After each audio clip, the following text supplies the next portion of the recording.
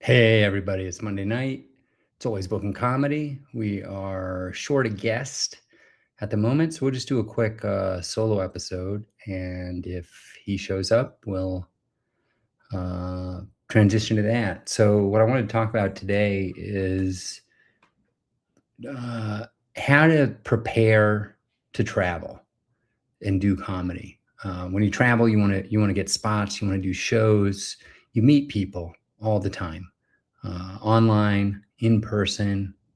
Sometimes traveling comics will come and do your open mics in your town, or they'll come and do a showcase, or you'll go see a headliner show at a club and maybe meet a traveling feature.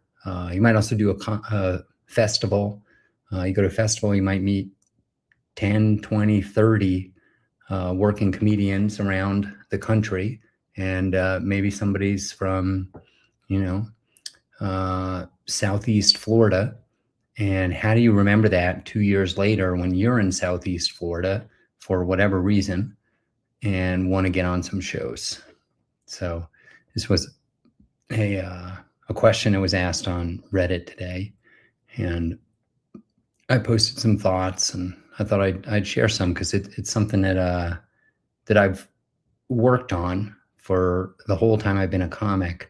Ever since I used to ask comics for advice, like what would be the one thing you'd tell yourself if you traveled back to when you were getting started?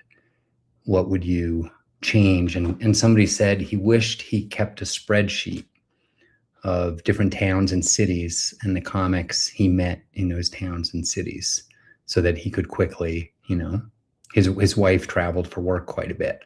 So if he was going to Indianapolis, he knows he met somebody in Indianapolis, but for the life of him, he can't remember it.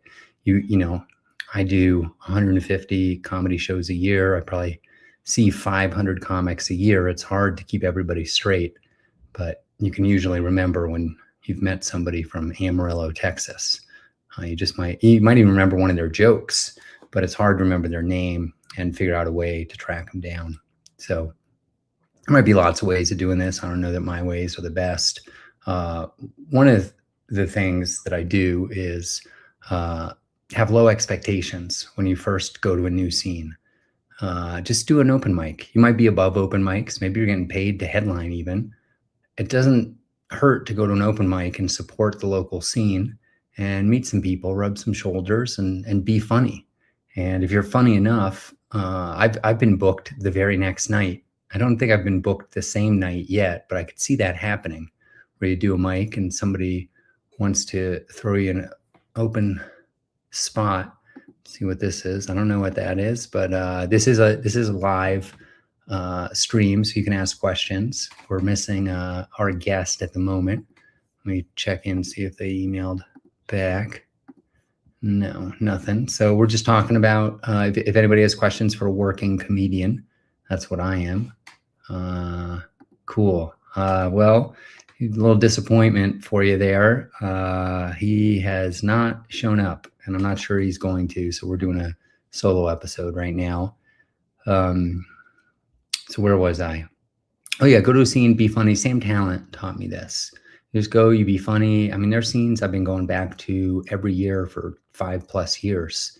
And now randomly I'll end up in that city or one of those cities, and I can easily hop on a show. First 1, 2, 3 years, I'm doing open mics. Then eventually somebody gets you on a showcase. Somebody pays you to do a showcase. Maybe somebody reaches out specifically to get you to travel. So yeah, hello across the pond. Glad to have you here. So that's tip number one. Tip number two, I'm a big phone number person, which is kind of old school. I'm older, and I like to get people's phone numbers. And when I do, I put them into my phone with the name of the place I met them. So if I meet a Tim Smith, they might become Tim Chicago comic Smith. And then I can search my contacts in my phone later for Chicago comic. Or in my case, I was kind of sloppy in the beginning. I've a mixture of comic, comedian, probably some other versions, funny person. And so I got to do a couple things. But if I search for Chicago, I can see all my contacts are from Chicago. I just got to scroll through and look for the ones that are comedy specific. and it's pretty easy to find people. So that's tip number 2. Tip number 3 would be go to a festival. If you go to a festival, you're like be on a festival. Well, actually, what I meant was apply to a festival and be a submission comedian at a festival. But you can also, I do this every year. I go to multiple festivals that I'm not performing on. So like the most recent one would have been Skank Fest in New Orleans. I went there. I met a comedian that I just worked with last month at that festival. They're great networking opportunities, whether you're getting on stage or not. Here we go. British legend Tommy Cooper from the 70s and 80s. No, but let's see see what we can find out about old Tommy boy. I know about the Who's Tommy. See if he's a comedian and magician, looks like. Oh, I feel like I've seen a video of him. Yeah, I kind of recognize him. He passed away in 84, a Welsh prop comedian and magician. He was 6'4", big fella. That's pretty cool. So yeah, go to festivals. And when you go to the festival, follow all those other tips, write it down in the spreadsheet, put it in your phone and contacts underneath where you met the person. Just try to be organized. You'd be surprised how quickly you get disorganized after years and years of doing this. Tip number 4 is make some friends who also are like-minded and travel and go to a lot of different scenes. Some comics, no shade on this, they'll stay in their own scene for 5-10 years, never travel. I know incredible comedians in the Denver scene that I don't think have ever left the state of Colorado, certainly not for comedy. And they're awesome. But there are also other comics who, like the example I gave before, wife travels for work, so they get to bounce around pretty easily the country. If you can get in with some of those folks, it's easy to text somebody and say, hey, I'm driving from Denver to Arkansas.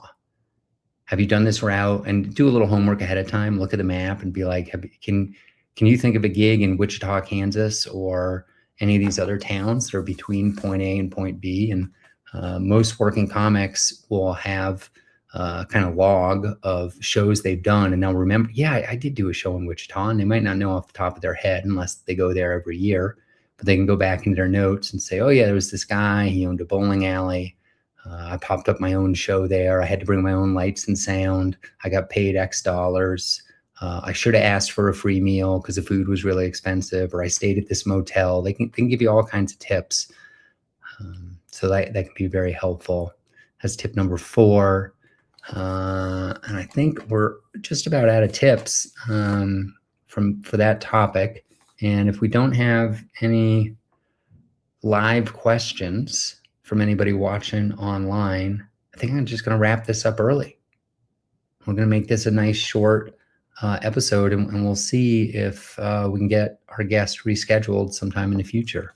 Let me just double check that I got the right person. Yeah.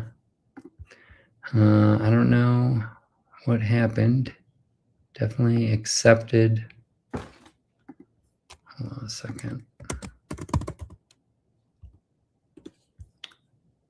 Huh. Well, this is interesting. I think. Oh, there we go. Yeah. For sure. We got a little confusing. Next week we have a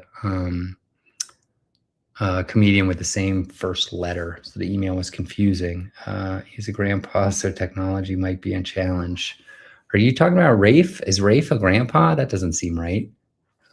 Maybe he is. I don't know. Anyways, we'll try and stretch this to 10 minutes so we at least get to double digits. I will mention that. Okay, Rafe is a grandpa. Maybe he got stuck. Yeah, we can talk about Tommy a little more. He was a big guy. Yeah, my uncle was stage manager in Compare at the London Palladium in the 80s. What an incredible sentence. I don't really know what a Palladium or a Compare is, but Palladium, I'm going to assume, means like auditorium. Let's learn a little over the pond. Well, it's an element. Palladium. Maybe that was a typo. I don't know. Or maybe that's a fancy way of saying, oh, here we go. Performing Arts, Palladium, Hollywood Palladium, Concert Hall. Yeah, I don't really, it's some kind of fancy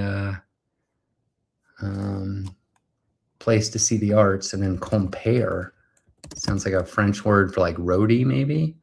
An opening act. Person who introduces the performers or contestants in a variety show. Host. A compere. I just got a nice upgrade.